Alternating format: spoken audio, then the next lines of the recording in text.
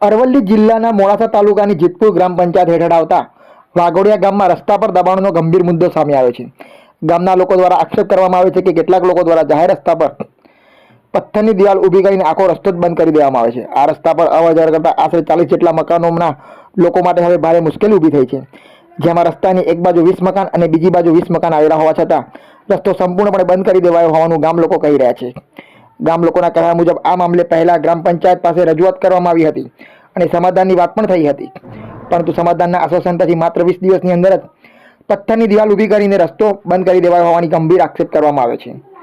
આ મામલે ગામ લોકોએ નકશા અને ફોટોગ્રાફી પુરાવા સાથે અરવલ્લી જિલ્લા કલેક્ટર, જિલ્લા વિકાસ અધિકારી, તાલુકા વિકાસ અધિકારી તેમજ મામલતદારને લેખિત આવેદનપત્ર આપી તાત્કાલિક દખલ કરવાની માંગ કરી છે. હવે ગામ લોકોની માંગ છે કે તંત્ર દ્વારા આ સમગ્ર મામલે નિષ્પક્ષ તપાસ કરીને જાહેર રસ્તા પર થયેલું દબાણ તાત્કાલિક દૂર કરવામાં આવે અને ગામના લોકોને અવર-જવર માટેનો રસ્તો ફરી શરૂ કરાવવામાં આવે.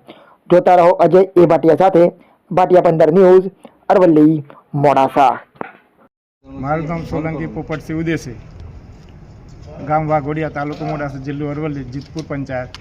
રસ્તા બાબતમાં અમારે તેઓ વર્ષો એટલે બાપદાદાઓનો તેઓ રસ્તો છે, તે રસ્તાની અંદર સોલંકી આલુસી કુમસીએ બાંધકામ કરેલ છે અને બાંધકામની અંદર ધારો કે મહિના પહેલાં કોઈ બાંધકામ નહોતું, તે સિવાય ગામના આગેવાનો જે ભેગા કરવાથી કોઈ સમાધાન થયેલ નથી અને પંચાયતના ડેપ્યુટી સરપંચની હાજરીમાં સર્વે બોલાયાથી એમને જે તે જે દબાણ હતું જે નીકળ્યું તેઓ છતાં અમને પથ્થરનું ચણતર બાંધકામ કરી દીધેલ છે અને અત્યારે આવર જવાની બિલકુલ રસ્તો બંધ છે. બાંધકામ કોને કર્યું? આલુસી કુમસીએ બાંધકામ કર્યું. એ કોણ છે?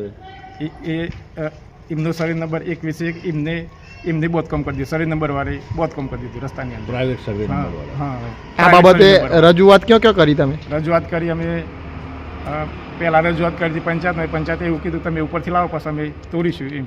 અને એ સિવાય પછી આજે અમે મામલતદારની રૂબરૂ મુલાકાતથી, એ સિવાય બીજી કોઈ અધિકારીઓની મુલાકાતથી નહીં, ટીડીઓની નહીં. કલેક્ટર મળ્યા? હા, કલેક્ટરે નહીં મળ્યા. ટીડીઓમાં તમે અરજી આપી? હા, ટીડીઓમાં અમે અરજી આપી પણ તેઓ કોઈ રૂબરૂ મુલાકાતથી નહીં. બીજી અરજી ક્યાં આપી? બીજી અરજી અમે આપણા તાલુકા અધિકારીમાં.